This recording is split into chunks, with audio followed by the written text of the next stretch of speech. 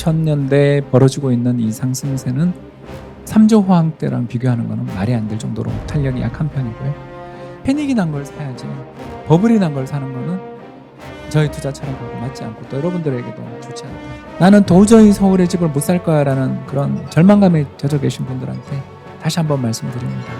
일단 달러를 사면서 자산 배분에 입문하시길 바라고요. 두 번째, 정말 그렇게 부동산이 절절하게 나에게 한이 된다고 생각된다면 경매 시장이 패닉에 빠질 때 좋은 물건을 건질 수 있는 눈을 기르기 위해서 공부를 하셔야 됩니다.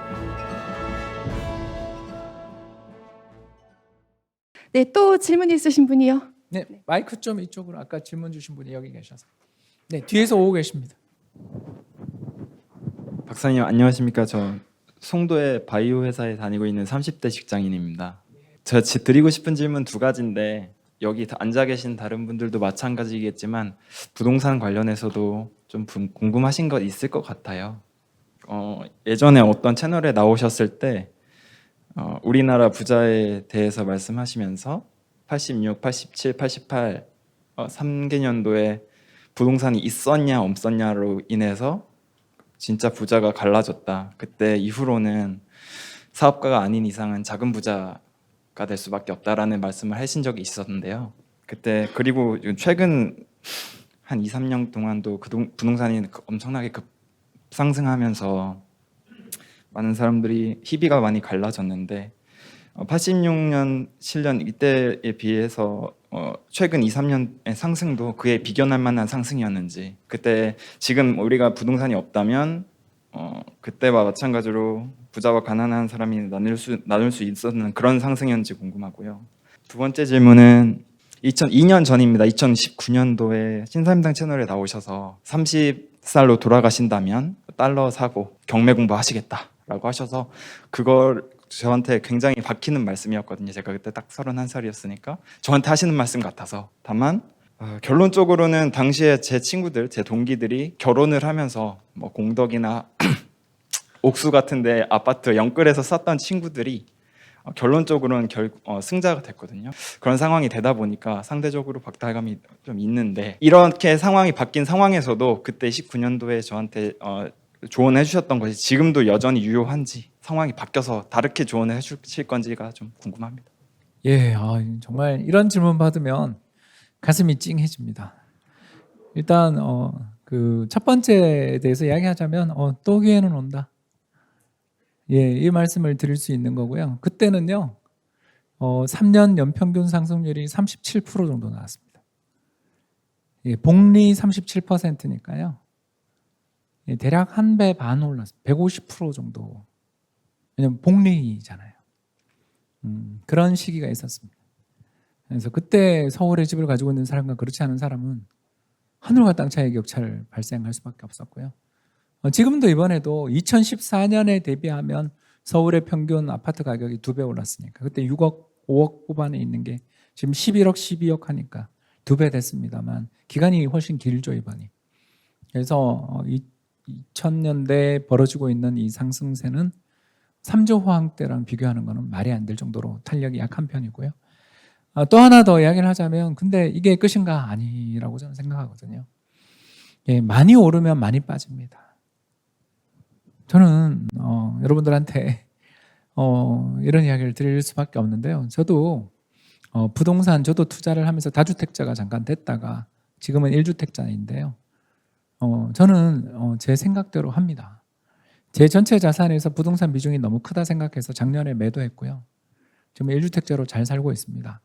왜 이런 행동을 하느냐? 올해 상승을 놓쳤죠. 당연히 놓쳤는데 그 대신 그 돈 들고 자산 배분해서 올해도 성과가 났거든요. 여러분한테 포모 신드롬이라고 하는데요.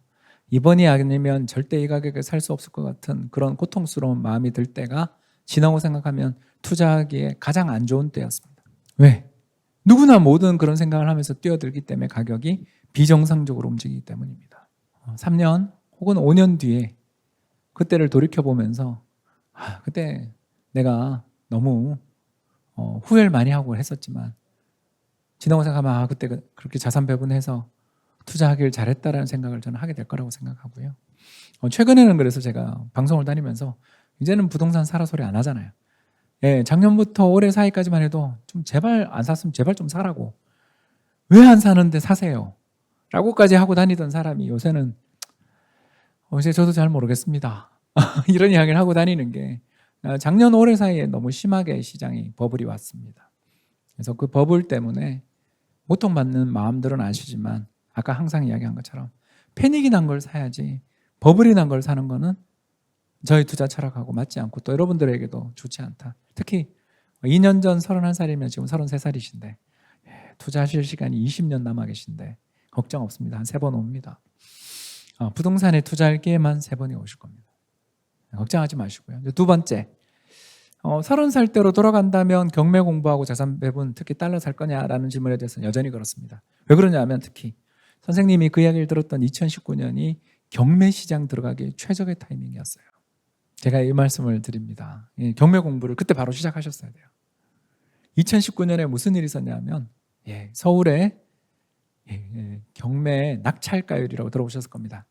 감정평가액 대비 얼마에 거래되냐는 건데 서울 아파트가 세상의 80%였습니다. 특히 강남 서초구의 모 단지는 60%대 경락 비율이 나왔습니다. 왜 그랬냐고요? 2018년 주식이 폭락했기 때문에 2018년 미중 무역 분쟁 때 주가 폭락해서 그 후 폭풍이 6개월 정도 지나서 2019년 봄에 왔던 겁니다. 미분양도 일시적으로 늘었죠.